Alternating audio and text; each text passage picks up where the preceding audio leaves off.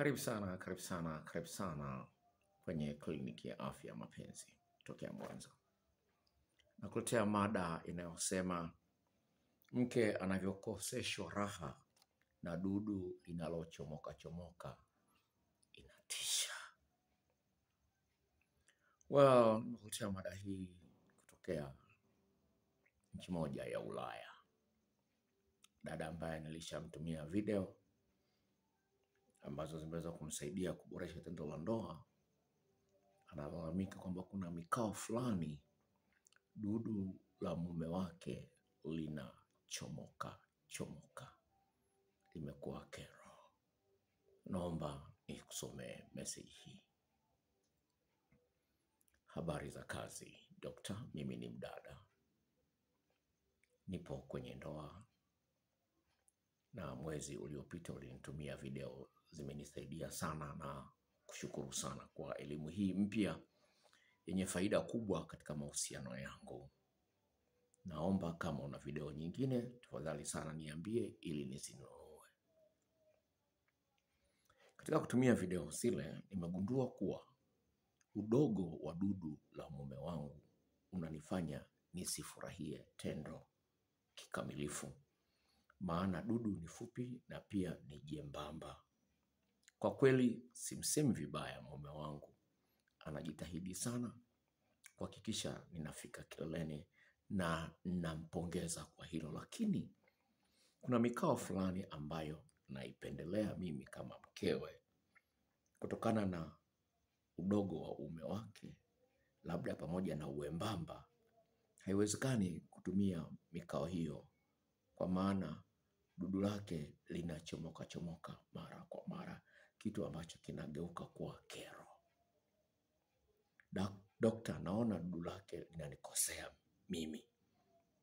Sio yeye mwenyewe, ila dudu lake linanikosea. Sasa dokta, hapo unanisaidiaje? Maana mimi napendelea iliyo kubwa na ndefu, yani nene na ndefu.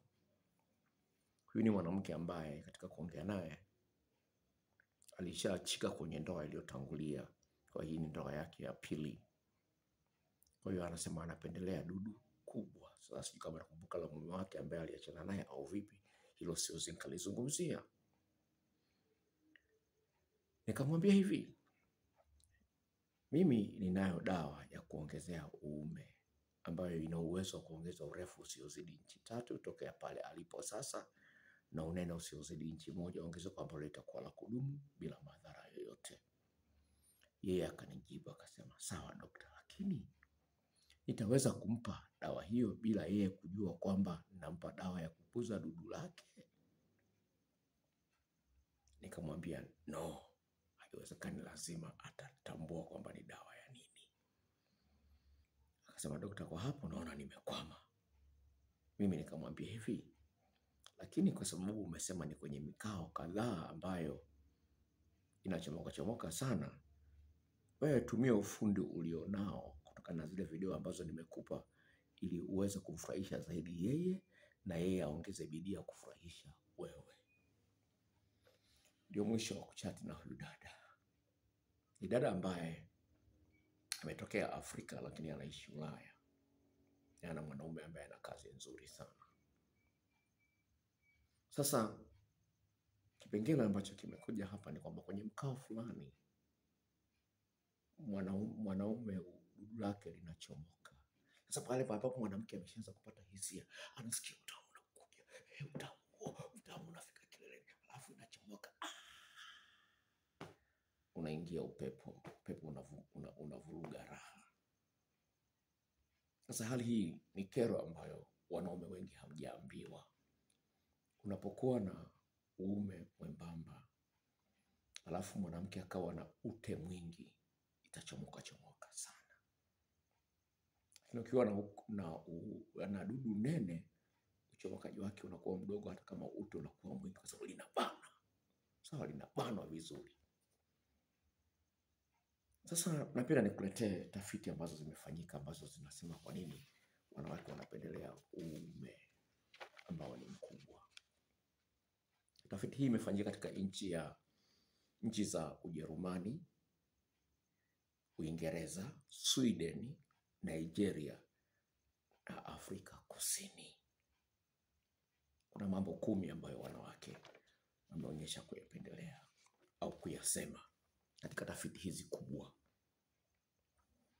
1, wanawake wengi kwa idadi wengi hupendelea uume mkubwa zaidi ya uume mdogo, na wanaume ambao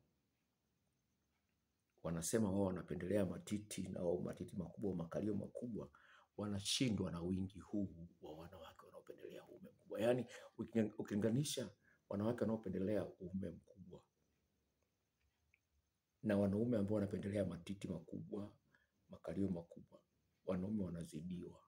Kwa maneno mengine ni kwamba wanawake wengi wana kilio juu ya maumbile madogo, kwa sababu moja kati ya sababu ni hii, uume unaochomoka haufiki pale ambapo mwanamke anasikia hapa nasumbuliwa sawa sawa. Pili, mara nyingi mwanaume anapokuwa anafikiria kuwa ana uume mdogo anakuwa hajakosea. 3, wanawake wengi hupendelea uume uonekane mkubwa hata kabla haujasimama. Kuna wanaume wa aina mbili. Kuna wanaume ambao uume wao hata kabla hujasimama unaonekana mkubwa, lakini kuna wanaume wengine uume wao unakuwa mdogo unapokuwa haujasimama, lakini ukisimama unakuwa mkubwa, wanaitwa grower. Sasa tofauti hizo wanawake huwa hazitambui kirahisi. Kwa hiyo kwa sababu ukishavua tu nguo, wanaume kitu cha kwanza kuonekana ni dudu lako limesinyaa. Kale kadogo kale, jamani, kweli nitapata kitu kweli? Sasa kwa bahati mbaya mwanaume huyu hajui kwamba mwanamke ana maeneo 17 na kila eneo lina ufundi wake na jinsi ya kumwandaa mwanamke. Kwa sababu kama unafahamu mambo 4 katika mambo hayo 17 ya kumwandaa mwanamke ili afike kileleni kwa urahisi na kwa kishindo kikubwa. Ukifahamu hayo mambo 4 kwa uhusiano wa miaka 3, 4, 6, 7, 8, huyu mwanamke atajua unaanzia wapi, utaishia wapi, ataboreka na wewe. Sasa wanawake wengi wameboreka lakini hawasemi. Ndio kasi ya kuchepuka kwa wanawake imekuwa kubwa sana. Kizingatio, unamwambia mke wako sitaki ushike simu yangu. Simu yako umeweka password ngumu sana, hawezi akagundua. Mwanamke anajua unamchiti. Kwa hiyo na yeye akigundua kwamba una uume dogo, unateleza, unachomoka ovyo ovyo, atatafuta mwenye dudu nene, kwa sababu hujambikili wewe. Alibikiliwa na dudu kubwa, anafahamu heshima ya dudu kubwa. Hiyo ni ya ngapi? Hiyo ni ya 3. Ya 4, asilimia kati ya 25 hadi 34 ya wanawake watadumu kuwa waaminifu kwa wanaume wenye dudu kubwa na tabia nzuri, kwa kuwa dudu kubwa lina uwezo mkubwa wa kumridhisha na kufikisha mwanamke kileleni kwa urahisi kuliko dudu lililo ambalo dogo. Hili nimeshazungumzia kwenye video nyingine. Ni kwamba dudu likiwa kubwa linagusa maeneo mengi yenye miisho ya mishipa ya fahamu katika uchi wa mwanamke. Sasa inapokuwa inaweza kugusa maeneo mengi yenye miisho, wanaita nerve endings au nerve receptors, vile vipokea hisia vinavyozunguka kwenye ukuta wa uchi wa mwanamke, vikiguswa, vikisuguliwa vizuri, mwanamke anafika kileleni kwa urahisi. Sasa ukiwa ni mdogo sio rahisi.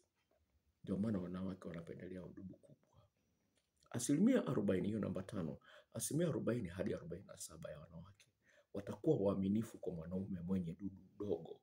So watakuwa asilimia 40 hadi 47 ya wanawake watakuwa waaminifu kwa mwanaume mwenye dudu kubwa kuliko yule nimechanganya. Asilimia 40 hadi 47 ya wanawake watakuwa waaminifu kwa mwanaume mwenye dudu dogo iwapo ana pesa na tabia nzuri. Tarudia tena supplement.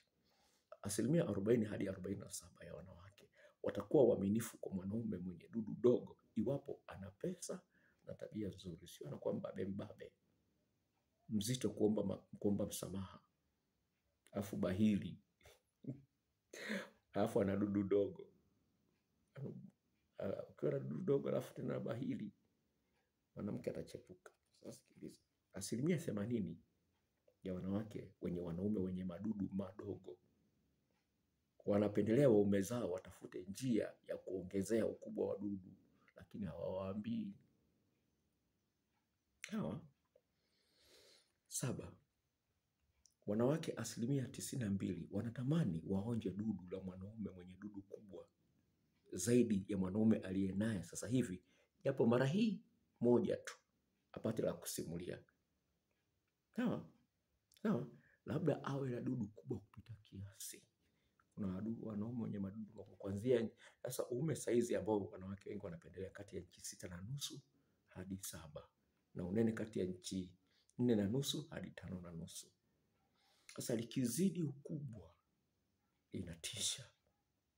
Mwanamke anasema bwana, nikianza kufikiria ile dudu itakuja kuniingilia najisikia vibaya. Yaani sina hamu na tendo la ndoa kwa sababu ya dudu kubwa. Likiingia huwa linaniumiza. Nagusa mpaka kwenye kizazi. Sawa, mwanamke mmoja akasema kwamba akasema kwamba sikupenda seksi kabla ya kukutana na huyu mwanaume. Nilikuwa sipendi seksi. Nilikuwa sipendi sana. Nilikuwa sipendi. Lakini baada ya kukutana na huyu mwanaume mwenye dudu kubwa, nisikia napenda sana seksi. Nasikia raha mara nyingi. Kwa hiyo tambua kwamba kubwa kama lile halizidi kiasi, ina thamani sana kwa wanawake. Namba 8. Wanawake wenye wanaume wenye madudu makubwa hujitapa kwa marafiki zao wa kike kwamba wanafurahia zaidi tendo la ndoa kutokana na kuwa na mwanaume mwenye dudu kama tango. Yaani wanawajitapa, wanawaambia wenzao. Sasa hii ni tafiti. Sawa. 9. Wanawake wanakuwa na uvumilivu mkubwa wa kuto kuchepuka au kuachana wanapokuwa na mwanaume mwenye dudu kubwa kuliko kuvumilia mwanaume mwenye dudu dogo.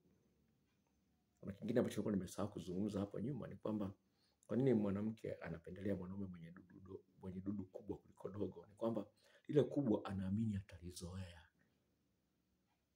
lakini dogo hawezi akalizoea. Kwa hiyo hata kama linaingia linamkamua, linamuumiza, anaamini kwamba hili nitalizoea, kuna siku nitalizoea. Sasa hiyo ndio siri iliyopo kwa nini wanawake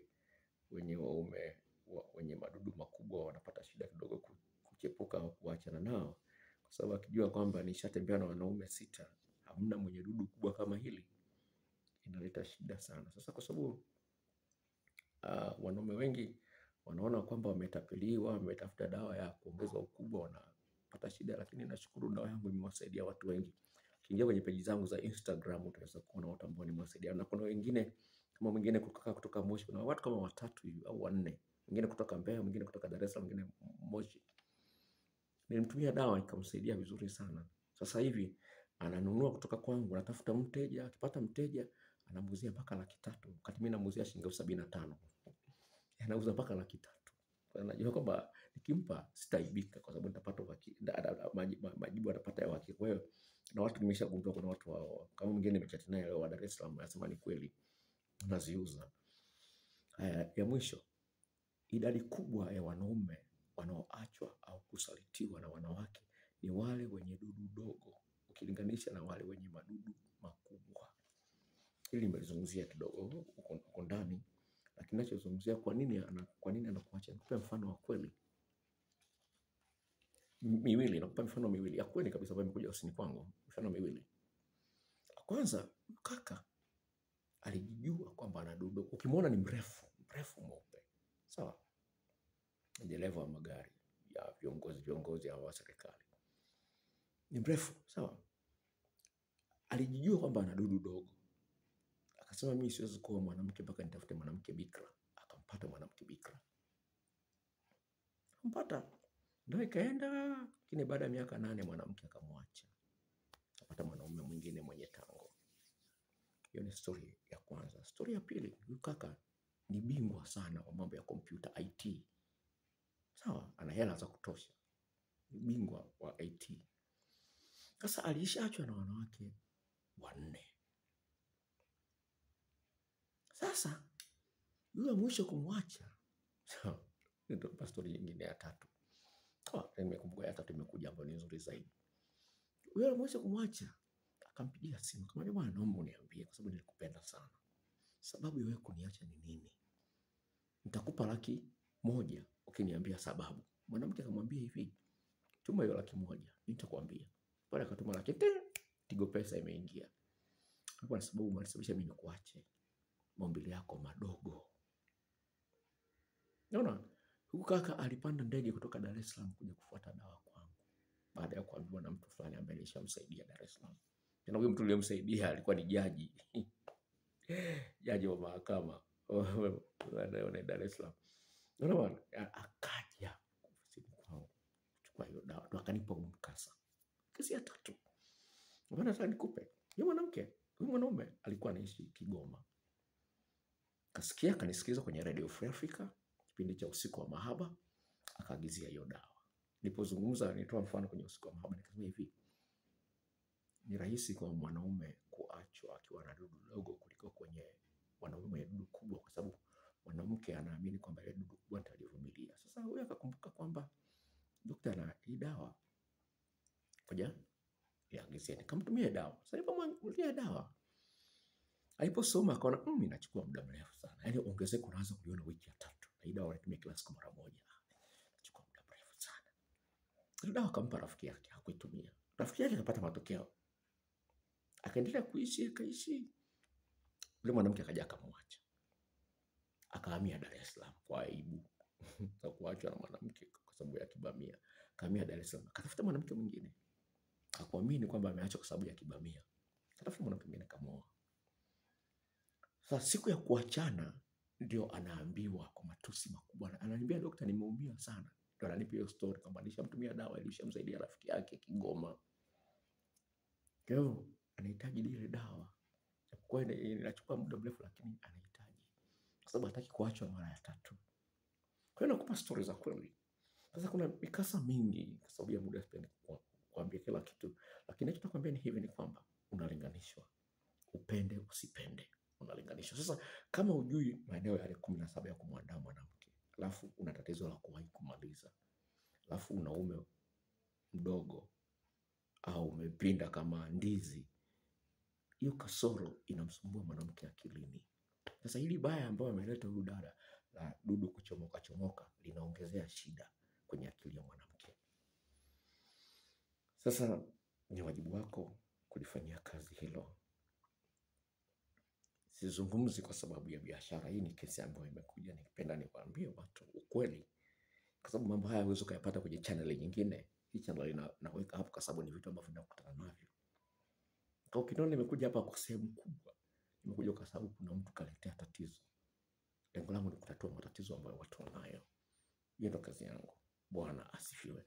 Kama unaangalia video hii kwa mara ya kwanza, tafadhali jisajili. Nitakapoweka video nyingine upate taarifa haraka sana. Nikutakia maisha mema katika maisha yako ya ndoa na urafiki wa kimapenzi. Bye bye.